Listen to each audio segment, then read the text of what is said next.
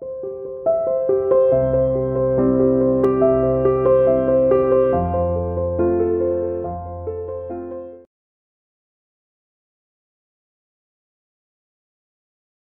Again. बेटा, इससे पहले वाले टॉपिक में हमने बात की थी कैसे एक स्कॉटिस्ट इकोनॉमिस्ट, ठीक है ना, और पॉलिटिकल फिलोसफर ने कैसे इतिहास का, भारत के इतिहास की मैं बात कर रहा हूं, क्लासिफिकेशन किया है, ठीक है ना। उन्होंने क्लासिफिकेशन किस बेसिस के ऊपर किया है कि हिंदुओं का शासन, फिर उसके बाद मुस्लिम का शासन, and then the British era. Bharat के अंदर जब ब्रिटिशर्स शासन करने लगे, उसके बाद में ब्रिटिशर्स ने अपने तरीके से किया इसका क्लासिफिकेशन। उसमें हमने देखा, उन्होंने बोला ancient history, medieval history and the modern history. उसके प्रॉस एंड कॉन्स, हम क्या सोचते हैं उसके बारे में, क्या कमियां हैं, वो हमने डिस्कस की। आज के टॉपिक में बेटा हम बात करेंगे जब ब्रिटिशर्स का यहाँ पर इंडिया के अंदर basically they came to India as कैसे, किस लिए आए थे भारत में, व्यापार करने के लिए, for the purpose of business, ठीक है ना। वो बिजनेस करने के लिए आए, but they establish their self, और यहां पर आकर उन्होंने अपना रूल एस्टैब्लिश कर लिया। किसी ने तो उनकी मदद की होगी, बगैर मदद के कैसे दूसरे देश से आकर हमारे देश में शासन कर रहे थे। तो इसके बारे में भी हम जानेंगे, कौन थे वो लोग, किन्होंने इन ब्रिटिशर्स को मदद की, ठीक है ना। तो they were very clever, Britishers were very clever. और उन्होंने जब आए तो जो यहाँ पर हमारे उस पीरियड में जो राजा थे, किंगडम्स जो एस्टैब्लिश होके रखी हुई थी, राजाओं का शासन था ना, तो उनके साथ में बड़ा पोलाइटली और उनके चरणों तक छुआ कि हमें टैक्स रेवेन्यू कलेक्ट करने की इजाजत दे दो, व्यापार करने की इजाजत दे दो। और हमारे राजा खुश हो गए कि ये गोरे लोग तो हमारे यहाँ पर आकर कैसे हमारे कदमों को छू रहे हैं, कैसे हमें दंडवत नमस्कार कर रहे हैं। और उनकी जो दूरदर्शी जो चाल थी उसको हमारे राजा भापने में नाकामयाब रहे। उनको पता ही नहीं था ये सब क्यों कर रहे हैं। खैर, तो कॉलोनियल सिस्टम हमारे यहाँ पर कैसे एस्टेब्लिश हुआ उसके बारे में हम बात करेंगे, ठीक है ना। तो किस तरह से उन्होंने इकोनॉमिकली हमको, पॉलिटिकली, सोशली, कल्चरली, हर तरह से हमारे ऊपर उनका सब्जुकेशन हो गया। सब्जुकेशन का मतलब वो आधिपत्य, हमको अपने अधीन बना लिया, ठीक है। तो वो हम देखने वाले कैसे अधीन बनाया उन्होंने, कॉलोनियल सिस्टम है क्या वो भी हम यही समझेंगे। और साथ में कैसे जो उनके रिकॉर्ड हैं, देखो हमारे साथ उन्होंने बहुत अच्छा नहीं किया, लेकिन कुछ जो उनसे सीखा जा सकता है उसके बारे में भी चर्चा की जानी चाहिए। तो इसके बाद में कॉलोनियल सिस्टम क्या है उसके बाद में हम समझेंगे। उनका एडमिनिस्ट्रेटिव सिस्टम इतना अच्छा था कि जो मैं बात कर रहा हूं हमारे पॉइंट ऑफ व्यू से बात नहीं कर रहा कि हमारे देश के जो नागरिकों के साथ में उनका बहुत अच्छा व्यवहार था, वो बात नहीं कर रहा हूं। मैं बात कर रहा हूं कि उनको जो रिकॉर्ड्स को प्रिजर्व करने की जो तरीके थे, आज जो आप देखते हो ना, district office, district collectorate office, secretariat, एक स्टेट का सेक्रेटरियाट होता है, वहां पर जो ऑफिसर्स काम करते हैं उस रिकॉर्ड को बड़ा संभाल के रखा जाता था। जैसे अब आरटीओ में आप लाइसेंस बनाने के लिए आपके पेरेंट्स वगैरह जाते हुए, तो उनका जो ड्राइविंग लाइसेंस बनाते हैं उनके रिकॉर्ड को रखा जाता है। हम तहसील के अंदर अपने डोमिसाइल सर्टिफिकेट बनाने जाते हैं, जाति प्रमाण पत्र, कि हम रेवाड़ी डिस्ट्रिक्ट के, रेवाड़ी इस तहसील के रहने वाले। तो जैसे हमारे यहाँ पर जो रिकॉर्ड को संवारने का जो तरीका, या आप कह सकते हो एडमिनिस्ट्रेटिव तरीका ही पूरा का पूरा हमने अंग्रेजों से अडॉप्ट किया है, ठीक है ना।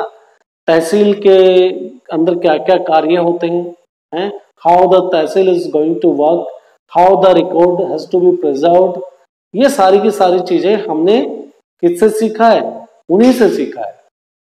तो इसके बारे में हम बात कर लेते हैं स्टार्टिंग से। व्हाट इज द कॉलोनियल, ये तो पता है ब्रिटिशर्स किस लिए आए थे, came to India, establish their rule. उनका जो मकसद था वो शासन करने के लिए आए थे, व्यापार से उनको कोई लेना देना नहीं था, बट उनका मेन पर्पस क्या था, शासन करना, establish their rule subjugating the local nawabs and the rajas. उन्होंने पहले ही सोचा हुआ था कि जो यहाँ के लोकल नवाब्स है ना, राजा, इनके ऊपर तो हम यूं जो है आधिपत्य जमा। हम बात कर रहे थे अंग्रेज जो आए, धीरे धीरे उन्होंने टैक्स कलेक्शंस का जो तरीका है वो अपने कंट्रोल में कर लिया। राजाओं को साथ में कुछ एग्रीमेंट किए, राजाओं के पैर जो दंडवत प्रणाम किए, नमस्कार किया, जैसे भी चापलूसी किया, और जो जमींदारों के ऊपर टैक्स कलेक्ट करने वाला काम अपने अधिकार में ले लिया। ठीक है ना, कैसे वो धीरे धीरे इकोनॉमी के ऊपर कंट्रोल करे, देश के पैसे के ऊपर कंट्रोल करे, वो जान रहे हैं। ठीक है ना। फिर bought goods at low price, bought goods at low price, जो कम पैसे में हमारे देश से सामान को खरीदा गया और उसको एक्सपोर्ट कर दिया यूरोपियन कंट्री या फिर इंग्लैंड के अंदर, अपने ब्रिटेन की बात करें, यहां से कम पैसे में उनको मजबूर किया गया लो कॉस्ट में देने के लिए और बाद में एक्सपोर्ट कर दिया। Produces crops they needed for export, वही फसलें पैदा की गई जो उनको एक्सपोर्ट के लिए आवश्यक थी। ठीक है ना, वो जो उनकी रिक्वायरमेंट वह चाइना के अंदर थी। जैसे चाय की रिक्वायरमेंट चाइना में है, कॉफी की चाय और कॉफी की रिक्वायरमेंट कहां पर थी? ब्रिटेन, यूरोप की कंट्रीज में। या फिर लकड़ी की रिक्वायरमेंट थी, वहां पर इंडस्ट्रियलाइजेशन का पीरियड होता, फैक्ट्रियों, वहां पर जो औद्योगिकरण विकास हो रहा था उस टाइम, हमसे वो 150 साल आगे थे औद्योगिकरण में। तो जब हमारे को कॉलोनियल एक औपनिवेशिक बना के रखा हुआ था, हम पर शासन कर रहे थे और यहाँ से जंगल काटे जा रहे थे, वो जंगल की लकड़ियां यूरोप भेजी जा रही थी, वहां पर शिप बिल्डिंग हो रहा था, इंडस्ट्रीज को एस्टेब्लिश किया जा रहा था। ठीक है ना। तो ब्रिटिश रूल क्या क्या बहुत चेंजेस, किस तरह की चेंजेस आई है सारी, हमारे कल्चर को चेंज कर दिया, हमारे वैल्यूज को चेंज कर दिया, हमारे ट्रेडिशंस, हमारे टेस्ट, हमारी प्रैक्टिसेस। ठीक है ना, हर चीज को धीरे, टेस्ट का मतलब हम चाय नहीं पीते थे, उन्होंने चाय की पैदावार यहाँ पे करने के लिए मजबूर कर दिया, तो चाय पीने लगे लोग। ठीक है ना, कुछ उनके कल्चर को अपनाना शुरू कर दिया, कुछ अंग्रेजों के कल्चर को भी अपनाने वाले लोग थे हमारे देश में उस टाइम। ठीक है ना, तो हर तरह के उनके कस्टम्स को अपनाने वाले थे। इंडियन क्रिकेटर खेलने लग गए थे, ब्रिटेन के जो ब्रिटिशर्स थे उनकी नकल करके इंडियंस जो है अपने आप को समझने लगे कि हम भी जो उनके अंग्रेज बनते हैं, क्रिकेट खेलने लगे। तो इस तरह से subjugation of one country by another, एक कंट्री, सब्जुगेशन मतलब आधिपत्य, उसको अपने कब्जे में कर लेना, by subjugation of one country by another leads to this kind of political, economic, social and cultural changes. जब कोई आधिपत्य से एक कंट्री दूसरे कंट्री के ऊपर क्या करता है, ये सारी बदलाव लेके आता है, चाहे वहां पे पॉलिटिकल सिस्टम चेंज होता है, पहले राजाओं का शासन था, उनका शासन हो गया, इकोनॉमी, देश की इकोनॉमी को उन्होंने अपने कंट्रोल में ले लिया, सोशल चेंजेस लेके आगे हमारे समाज में, कल्चर हमारा चेंज कर दिया। तो ये ही एक आप कह सकते हो प्रोसेस है जो कॉलोनियलिज्म की तरफ जाता है। ठीक है ना, ये औपनिवेशीकरण, हमारे ऊपर उनका आधिपत्य हो रहा है। अब एडमिनिस्ट्रेशन क्या क्या रिकॉर्ड्स को कैसे रखती थी प्रिजर्व करके, मैंने बातें की, क्यों इंपॉर्टेंट है रिकॉर्ड्स के बारे में, क्यों बात करते हैं, अंग्रेजों ने अपना रिकॉर्ड्स रखा, ठीक है, हमें क्या फायदा होगा, how we are going to benefit. हम किसी भी समय के रिकॉर्ड से उनके कल्चर, सिस्टम ऑफ एडमिनिस्ट्रेशन से बहुत कुछ सीखा जा सकता है। ठीक है ना, एक इतिहास बन जाता है। तो अंग्रेज अपने इन चीजों को प्रिजर्व करने में बहुत ही कह सकते हो आगे थे इसमें। तो उन्होंने एवरी इंस्ट्रक्शंस हो, प्लान हो, पॉलिसीज, डिसीजन हो, या फिर एग्रीमेंट होते थे, कोई इन्वेस्टिगेशन होते थे, वो सबको बहुत ही संभाल के रखा। और साथ ही एडमिनिस्ट्रेटिव कल्चर में चाहे मेमोस है, नोटिंग, रिपोर्ट्स, एक ऑफिस से दूसरे ऑफिस में कुछ काम जाना है उसकी नोटिंग, वो भी संभाल कर रखी। और ब्रिटिशर्स डॉक्यूमेंट्स, लेटर, वो बहुत ही प्रिजर्व करके रखते थे। और रिकॉर्ड्स के लिए अलग से एक रिकॉर्ड रूम रखा जाता था हर ऑफिस में, उसमें पूरा रिकॉर्ड संभाल के रखते थे। चाहे वो कमिश्नर ऑफिस की बात करें, प्रोविंशियल सेक्रेटरीट की बातें करें, लॉ कोर्ट की, मैं सब बता चुका हूं आपको।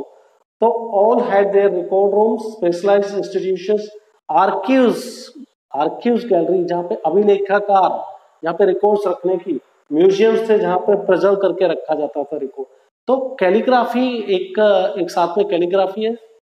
कैलीग्राफी एक कला है जिसमें आप किसी भी चीज को सुलेख सुंदर राइटिंग के अंदर लिख कर रखते हैं, ठीक है ना। ये भी वो चाहे लेटर है, मेमोस है, वो एक से दूसरे ब्रांच के अंदर जो रिकॉर्ड रखे जाते थे वो इस तरह से इतने अच्छे प्रिजर्व करके रखे, उनको आज भी पढ़ा जा सकता है, ठीक है। That can be read today, right. तो अर्लियर ईयर्स की बात करें 19th सेंचुरी में जो डॉक्यूमेंट्स थे वो उनको कॉपी करके रखा गया, ठीक है ना। और कॉपी ऐसे नहीं है कि फोटो मशीन नहीं था उस टाइम। कॉपी करने का मतलब उनकी लिखी हुई किताबों को, बुक्स को कैलीग्राफिस्ट होते हैं, ठीक है ना। कैलीग्राफिस्ट कौन है? जो सुलेख सुंदर राइटिंग में लिखते हैं, उनसे रिकॉर्ड्स को लिखवा के रखा गया, ठीक है बेटा। तो आज के हमने टॉपिक में आज के इस पीरियड में हम दो चीजें कवर करें। व्हाट इज कॉलोनियल क्या है, और साथ में कैसे रिकॉर्ड को अंग्रेज मतलब प्रिजर्व करके रखते थे, कितना इम्पोर्टेंस अहमियत देते थे रिकॉर्ड्स कीपिंग को, ठीक है ना। हर चीज को संभाल के रखते थे वो अपना। रिकॉर्ड्स की मैं बात कर रहा हूँ, जैसे आज के दिन आपका तहसील है तो तहसील से रिलेटेड जितने भी डॉक्यूमेंट्स उनको प्रिजर्व करके रखना। डिस्ट्रिक्ट एडमिनिस्ट्रेशन में कलेक्ट्रेट ऑफिस जहाँ पे डिस्ट्रिक्ट कलेक्टर बैठता है, उसके ऑफिस के लिए एक अलग से रूम था, रिकॉर्ड रूम। ऐसे ही सिमिलरली सब कहीं पर, चाहे आप जो सेक्रेटरिएट की बात करें, जैसे आप हरियाणा राज्य है तो ऐसे ही उस टाइम में प्रोविंसेस थे, उनका सेक्रेटरिएट होता था। तो सेक्रेटरिएट ऑफिस के डॉक्यूमेंट्स को रखने के लिए एक अलग से रूम बना के रखा हुआ था, सारे डॉक्यूमेंट्स सेम। तो ठीक है, आज के लिए इतना काफी है। फिर हम मुलाकात करेंगे नेक्स्ट टॉपिक के साथ। तब तक के लिए bye, good bye, stay home, stay safe, thank you.